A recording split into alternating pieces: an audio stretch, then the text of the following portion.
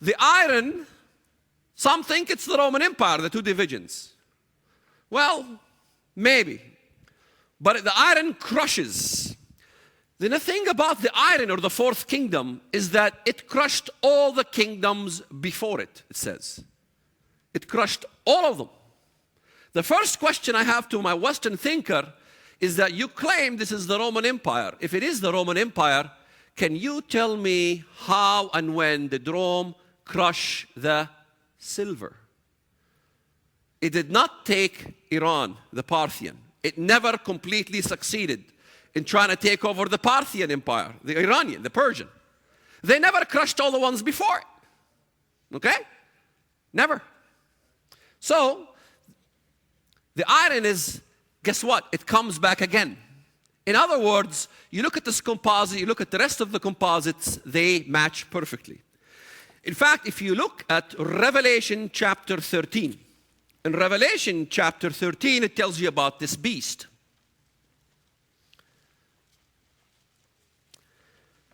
Verse 2, now the beast which I saw was like a leopard. His feet were like the feet of a bear. His mouth like the mouth of a lion.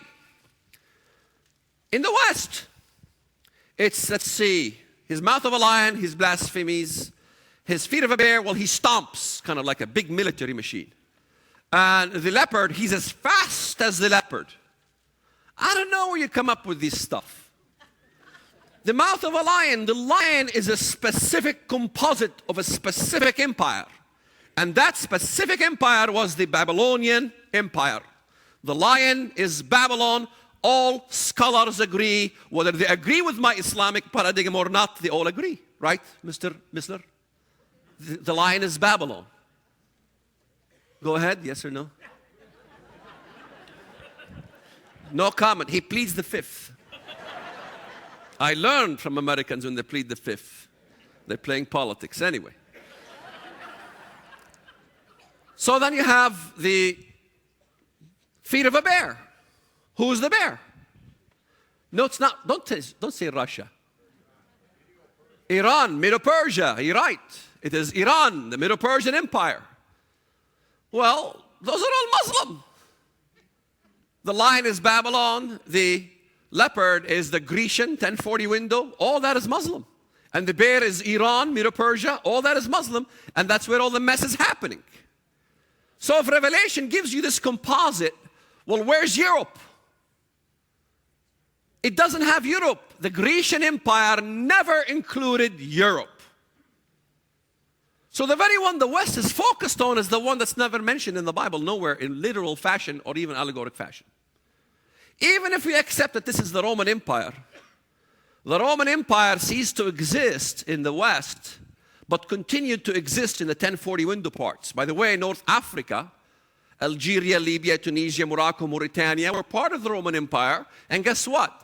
They were part of the Western Roman Empire, not the Eastern. So if you want 5 toes, you can find 5 toes easily in the African, North African regions with a revival of a Roman Empire. And you can find 5 in the East easily. So we have the 1040 window, we have the Muslim, and then guess what? There's really 5 if you look at it. They're not 4, they're 5. They're 4 and they're 5. Both are correct because it tells us there are 4. There are also 5 because here the iron and the clay seems to be coming out of this, but really it's a revival of the 4th. Okay? Now, the interesting part in looking at this, look what it says. Verse 35. Verse 34. Verse 34, you watched while a stone was cut out without hands, which struck the image on its feet of iron and clay and broke them in pieces. Then the iron and the clay, the bronze and the silver and the gold were crushed together. Did you see that together there? All at the same time? I know that doesn't mean much to you. Let me tell you why that's so significant. Because if this is speaking about history, if this statue is regarding the gold being ancient Babylon, and the silver being ancient Persia, and the bronze being ancient Grecia, how are they destroyed together? Either the Bible has a mistake, or we have a mistake. When it comes to the Bible and us, guess who has the mistake always? Rule number one in hermeneutics: you're always wrong. The whole world is wrong and Noah's right. And that's how it is. It says they were all crushed together at the same time. Who crushes them together? The Messiah himself personally will come and fight them. And became like chaff. Threshing floor, wind carried them. The stone struck the image, became a great what? Mountain. Verse 35. And filled the whole earth. He became a great kingdom. He's a king ruling a mountain, a kingdom. Boy, it sounds a little different than what you're used to in the West. Things begin to click for a change. God means something specific. So if the stone crushes the image, hits the image at the feet, in the end, at this position, and they will all be crushed together, that means what? That means the ancient Babylonian Empire must come back as a power peg in the Middle East. And guess what? They're working on it. You Americans crushed them. Now they're working in Islamic stuff. Sharia law is in there. Iran, it's right here, working. Ahmadinejad is threatening the world. In fact, the Antichrist himself, it says in the book of Daniel, he will go against the strongest of all fortresses. What does that mean? He's crazy enough to declare war on the most powerful nations on earth. It's exactly what Muslims do. They declared war on Britain, they declared war on America. So how is it Christ will crush the ancient Babylonian? No, because these come back again. This is Muslim, this is Muslim, this is Muslim. You know, whether your interpretation of the Roman Empire, I don't know. So that means Europe becomes Muslim too. If you want to say that the iron is the Rome, is Europe, then Europe is going to turn Muslim too. But I don't think so. I don't think that's what it is about. Because as we study the Bible, we don't find any literals with the European countries at all. So the Messiah will destroy all Islamic nations coming in the end. In other words, what we begin to understand when we look at these things is that what the West thinks is that the Bible is single-minded. He says something specific regarding one specific stuff, but it does not apply the duality of Scripture. The Scripture is dual. It has a short term and a long term. In other words, it happens again.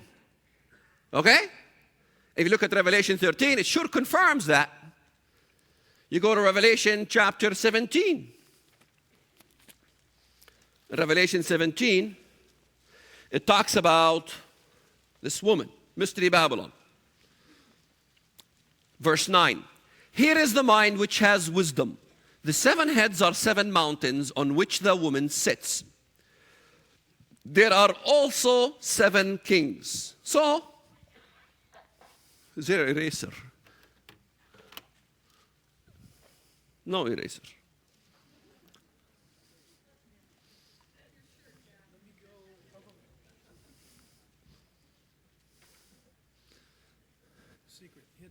Oh, thank you. Thank you, brother. So we draw 7 mountains. 1 mountain, 2 mountain, 3 mountain, 4 mountain, 5 mountain, 6 mountain, 7 mountain.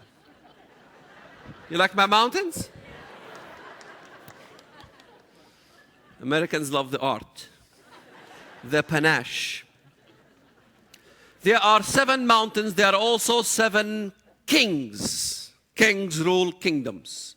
So we got 1 kingdom, 2 kingdoms, 3 kingdoms, 4 kingdoms, 5 kingdoms, 6 kingdoms, 7 kingdoms, right? Okay, look what it says. The 7 heads are 7 mountains, are also 7 kings. 5 have fallen. Whose right?